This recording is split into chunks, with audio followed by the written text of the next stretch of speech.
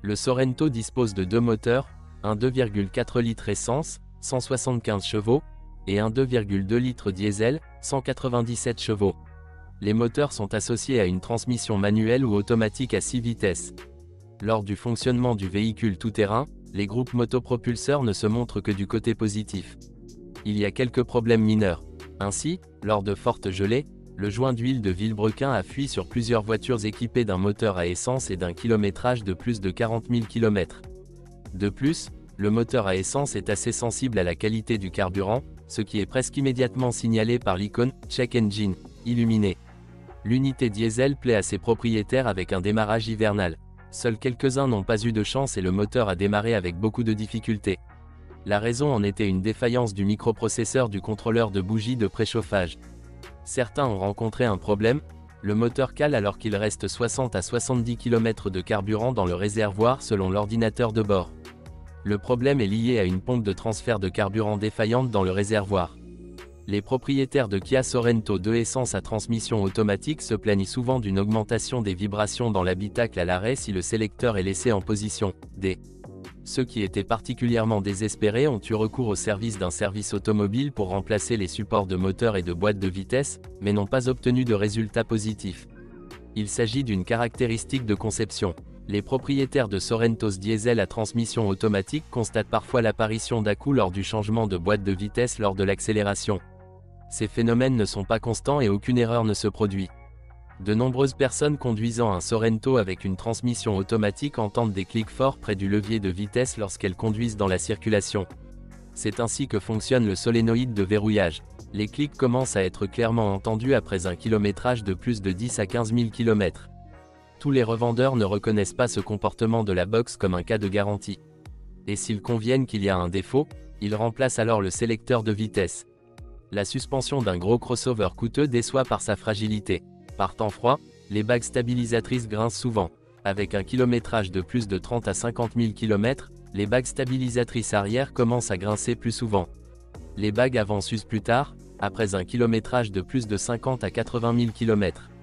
Les jambes de force stabilisatrices avant bougent un peu moins et commencent à cogner après un kilométrage de plus de 30 à 60 000 km.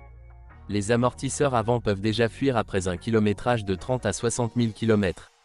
Bien que sur les premiers exemplaires du Kia Sorento 2, il est vécu jusqu'à 100 à 140 000 km sans aucun problème. À peu près au même kilométrage, beaucoup ont eu la chance de changer les paliers de support des jambes de force avant. Le roulement de roue arrière peut bourdonner après un kilométrage de plus de 50 à 80 000 km. Il est remplacé uniquement en assemblage avec le moyeu. Un coup dans le volant peut apparaître après un kilométrage d'un peu plus de 10 000 km. Sa source est la crémaillère de direction. Le tirant droit cogne à cause du jeu dans la bague de crémaillère, un défaut de conception. Le remplacement de la crémaillère de direction par une neuve par le concessionnaire évite le problème pendant une courte période. Peu après les 10 000 km suivants, le cognement apparaît à nouveau. Plus rarement, la cause du cognement est l'arbre de direction. Les plaquettes de frein avant reculent de 40 à 70 000 km, les disques de frein de 70 à 90 000 km. Lors du remplacement des plaquettes, il est nécessaire d'inspecter soigneusement les durites de frein. Il existe plusieurs cas de gonflement avec un kilométrage supérieur à 40 000 km. La carrosserie et ses éléments sont parfois bouleversants. Ainsi, le vernis de la carrosserie et du pare-choc se rayent facilement. Mais c'est typique de toutes les voitures modernes. Les éléments de carrosserie chromés résistent mal à l'environnement extérieur agressif, commençant à s'assombrir voire à gonfler après le deuxième hiver. En hiver, le rabat en plastique du garde-boue devant la roue avant se brise souvent. La porte du coffre arrière peut fleurir sur les bords après hivernage. La plaque d'immatriculation sur la porte claque, souvent lors de la fermeture ou de la conduite sur une route inégale. La raison en est que les points de montage du cadre de plaque d'immatriculation sont proches les uns des autres. Sur certains exemples, au fil du temps, la porte arrière commence à s'accrocher aux garnitures de pare-choc en plastique peint. Il est impossible de corriger la situation en ajustant la position de la porte arrière, elle n'est pas réglable. Le support de pare-choc doit être ajusté. Le pare-brise résiste mal au choc, des éclats apparaissent assez rapidement, puis se transforment en fissures. La cause de la fissuration du verre peut également être un chauffage électrique défaillant de la zone des essuie-glaces. De nombreuses personnes se plaignent d'un sifflement au-dessus de leur oreille gauche lorsqu'elles conduisent à grande vitesse. Le coupable est le joint du coin supérieur de la porte conducteur. Les portes arrière peuvent vibrer lors de la conduite sur des bosses. La raison en est les joints et les serrures des portes. L'intérieur du Kia Sorento 2 grince souvent, surtout en hiver, jusqu'à ce que le plastique se réchauffe. En règle générale, le revêtement en plastique des montants du pare-brise et la jonction du tunnel central avec le panneau avant grince. Jouer dans le siège du conducteur à réglage électrique est un phénomène courant. Il apparaît après 20 000 km, et parfois sur des voitures complètement neuves. Les revendeurs officiels font souvent référence aux caractéristiques de conception d'une telle chaise et refusent de la modifier. Si la diapositive est remplacée, le problème réapparaît bientôt. Le constructeur n'a toujours pas trouvé de solution au problème. Ou peut-être ne l'a-t-il pas cherché.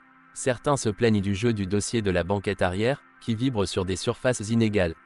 Le couvre-volant en plastique, qui ressemble à de l'aluminium, se décolle souvent après 2 ans d'utilisation de la voiture.